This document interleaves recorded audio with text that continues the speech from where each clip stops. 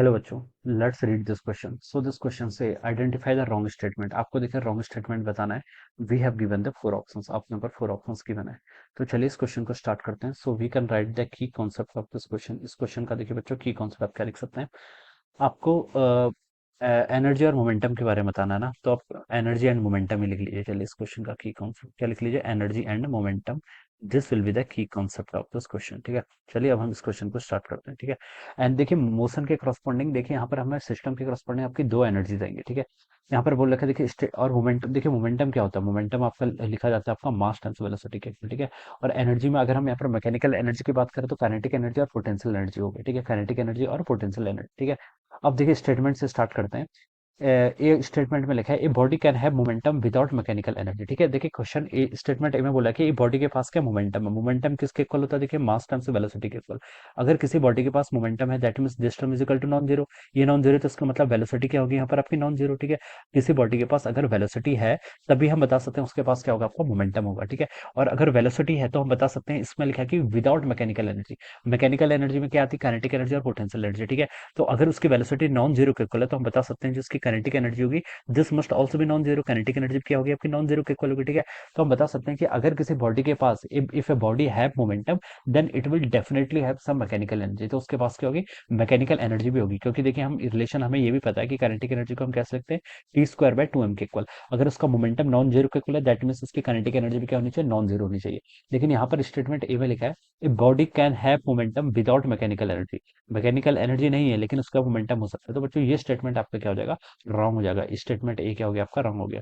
B statement पे देखिए क्या लिखा है, body can have energy without momentum. ठीक है, बॉडी के पास क्या हो सकती है, एनर्जी हो सकती है विदाउट मोमेंटम। ठीक है, तो इस सिचुएशन में देखिए विदाउट मोमेंटम बोला है तो इसका मतलब मोमेंटम तो बच्चों क्या हो गया, जीरो के इक्वल हो गया।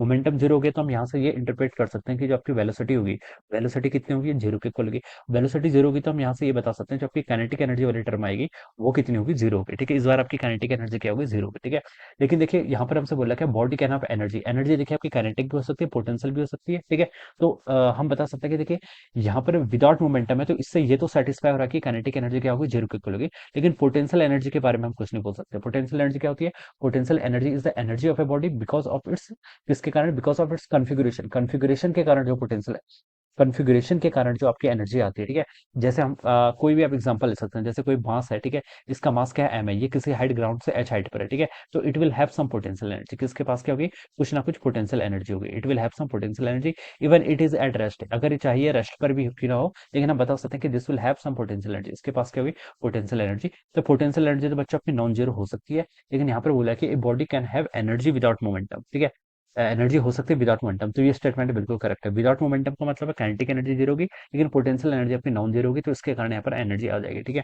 अब बच्चों सी स्टेटमेंट पे क्या लिखा है, the momentum is conserve in elastic collision only. ठीक है, देखिए बच्चों मोमेंटम तो आपका ऑलवेज कंजर्व रहता है। अगर हम किसी एक ऐसा सिस्टम कंसिडर कर लेते हैं कि जिस पर आपका नेट एक्सटर्नल फोर्स, ठीक है, नेट एक्सटर्नल फोर्स क्या है, जीरो के इक्वल है, तो हम बता सकते हैं यहाँ पर से जो आपका मोमेंटम होगा, मोमेंटम क्या रहेगा आपका, कंजर्व रहेगा। ठीक है, मोमेंटम कंजर्व रहेगा तो ये आपका इंडिपेंडेंट होता है whether the collision is elastic और इनइलास्टिक। मोमेंटम कंजर्वेशन तो आप ऑलवेज क्या कर सकते हैं, यूज कर सकते हैं। ठीक है, काइनेटिक एनर्जी कंजर्वेशन के लिए आपकी कंडीशंस होती है, वो आप किस पे यूज करेंगे, इलास्टिक कॉलिजन पे यूज करेंगे। ठीक है, तो the momentum is conserve in case of elastic collision only. Only लिखा है तो इसलिए ये स्टेटमेंट क्या हो जाएगा बच्चों, रॉन्ग हो जाएगा। ठीक है, मोमेंटम कंजर्वेशन आपका इलास्टिक कॉलिजन में पॉसिबल है, इन इलास्टिक में भी क्या है, पॉसिबल है। ठीक है, तो सी वाला स्टेटमेंट भी आपका रॉन्ग हो जाएगा क्योंकि यहाँ पर ओनली स्टेटमेंट लिखा है। और बच्चों देखिए डी पर मूव करते हैं। डी पर लिखा है kinetic energy is not conserve in an in elastic collision. In elastic collision में आपकी काइनेटिक एनर्जी कंजर्व नहीं रहती है। तो ये स्टेटमेंट तो बच्चों आपका बिल्कुल करेक्ट है। ठीक है, आपकी जो काइनेटिक इन इलास्टिक कॉलिजन में आपकी काइनेटिक एनर्जी क्या रहती है, कंजर्व नहीं रहती। ठीक है, इन इलास्टिक कॉलिजन में देखिए आपका क्या होता है, इन इलास्टिक कॉलिजन में देखिए आपका कॉलिजन होता है। अगर क्या होता है आपका इन इलास्टिक कॉलिजन में देखिए क्या होता है, जो सिस्टम होते हैं, जैसे आपका परफेक्टली इनइलास्टिक कॉलिजन की बात करूं, जैसे आपकी एक बुलेट है, ठीक है, कोई बुलेट आ रही है, ठीक है, ये आपका कोई मास है, ये इससे क्या हो जाती है, आपकी इम्बेडेड हो जाती है। तो देखिए यहाँ पर जो आपकी एनर्जी होती है वो क्या हो जाती है, आपकी डिसिपेट होती है। किसी अदर फॉर्म्स में भी आपकी एनर्जी क्या होती है, डिसिपेट होती है। ठीक है,